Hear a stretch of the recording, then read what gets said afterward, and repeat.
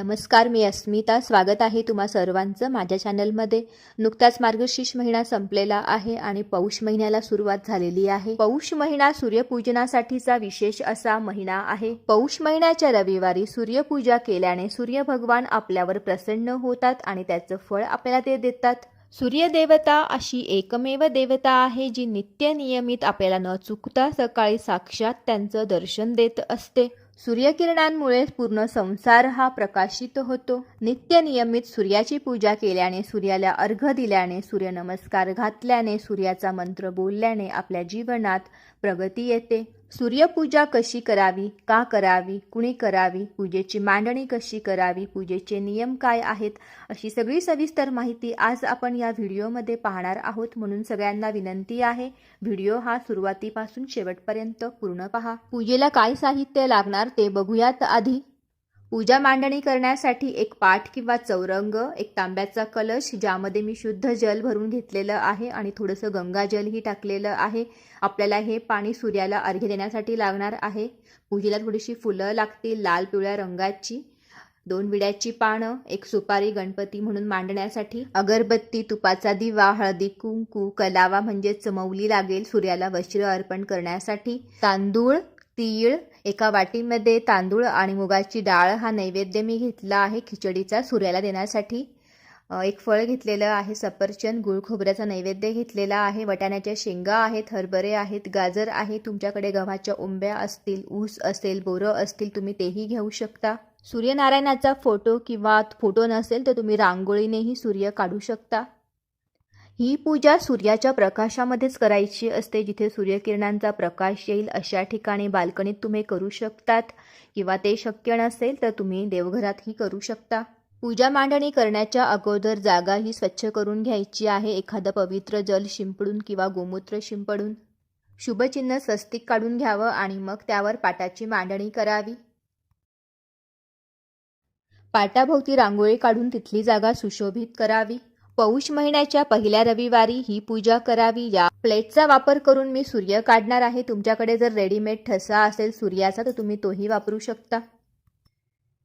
हे व्रत 4 रविवार, 12 रविवार किंवा पूर्ण वर्षभरही तुम्ही करू शकता. 4 रविवार जर तुम्हाला व्रत करायचं असेल तर 4 रविवार हे व्रत करून 4थ्या रविवारी त्याचं उद्यापन करायचं असतं. सूर्यनारायणाला प्रसन्न करण्यासाठी हे व्रत करायचे असते. आणि बघा, एकदा सूर्यनारायण आपल्यावर प्रसन्न झाले तर आपल्या आयुष्यामध्ये आपली प्रगती कुणीही थांबवू शकत नाही. पूजा करण्याची पद्धत प्रत्येकाची वेगवेगळी असू शकते. बऱ्याच ठिकाणी रांगोळीचा सूर्य न काढता सूर्याचे 6 मंडळही काढले जातात. हे व्रत सुवासिनी, कुमारिका आणि पुरुषांनी करायचे असते.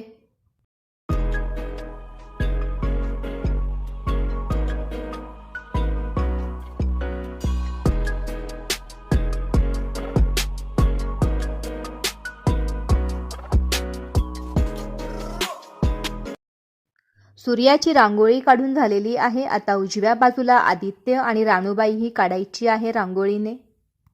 डाव्या बाजूला कोपऱ्यात गायीची पावलं काढून घ्यायची आहेत.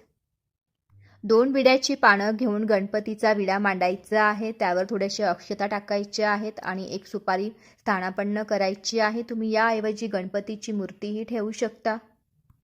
गणपतीची पंचोपचार पूजा करून घ्यायची आहे. हळदी कुंकू, अक्षता, फूल व्हायचं आहे, धूपदीप ओवाळायचा आहे.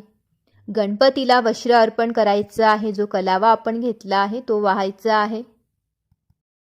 सूर्यदेवाची पंचोपचार पूजा करून घ्यायची आहे. त्याला लाल फूल व्हायचं आहे. वस्त्र म्हणून कलावाही अर्पण करायचा आहे. गाईच्या पावलांची पूजा करून घ्यायची आहे. हळद कुंकू, अक्षता, फूल व्हायचं आहे. धूपदीप ओवाळायचा आहे. आदित्य राणूबाईची ही पूजा करून घ्यायची आहे. आदित्य राणूबाईची कहाणी आपल्या चॅनलवर आहे, त्यासाठी चॅनलला अवश्य भेट द्या, कारण ही पूजा केल्यानंतर आपल्याला ही कहाणी वाचायची असते. सूर्यदेवाला अर्घ्य देण्यासाठी एका तांब्याच्या कलशामध्ये मी स्वच्छ जल आणि गंगाजल मिक्स करून घेतलेलं आहे. त्यामध्ये मी कुंकू टाकला, फूल वाहिलं, थोड्याशा अक्षता टाकल्या आणि हा तांब्या आपल्याला पूजेच्या मांडणीमध्ये ठेवायचा आहे.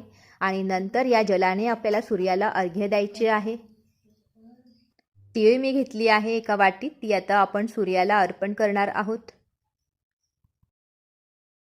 ज्या भाज्या मी घेतलेल्या आहेत, वाटाण्याच्या शेंगा, हरभरे, गाजर, एक फळ, सफरचंद, हे सगळं पाटावर ठेवून द्यायचं आहे दोघं बाजूला.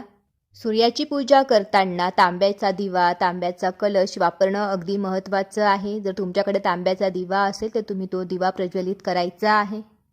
गुळ खोबऱ्याचा नैवेद्य सूर्यदेवाला आठवणीने अर्पण करायचं आहे. तसेच तांदूळ आणि मुगाची डाळ हा नैवेद्य खिचडी म्हणून देवाला अर्पण करायचं विसरायचं नाही आहे. तसेच गुळाच्या पोळ्या, बोटव्याची खीर हा नैवेद्य सुद्धा तुम्ही दाखवू शकता देवाला.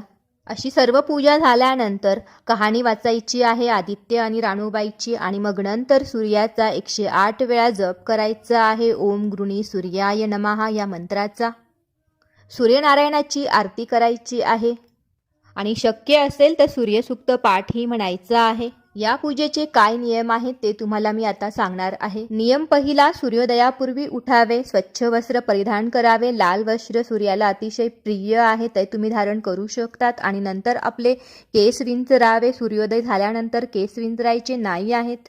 नियम दुसरा, या दिवशी कापू नये, काही कुटू नये. नियम 3, दिवसभर उपवास करावा. फळ किंवा दूध तुम्ही घेऊ शकतात उपवास शक्य नसेल तर. आणि सूर्यास्तापूर्वी उपवास सोडायचा आहे. आणि एकदा की तुम्ही उपवास सोडला त्यानंतर काही खायचं नाही आहे, पाणीसुद्धा प्यायचं नाही आहे. नियम 4, हे व्रत म्हणजे एक वसा आहे, तो सोडण्यापूर्वी कुणाला तरी आपल्याला तो द्यायचा आहे. मग जेव्हा आपण कहाणी वाचत असतो तेव्हा आपल्या शेजारींना आपण बोलवून ती कहाणी ऐकवावी, किंवा घरातल्या मंडळींना तुम्ही ही कहाणी ऐकवू शकता. आणि तेही शक्य नसेल तर तुम्ही देवासमोर बसून देवालाही ही कहाणी सांगू शकता.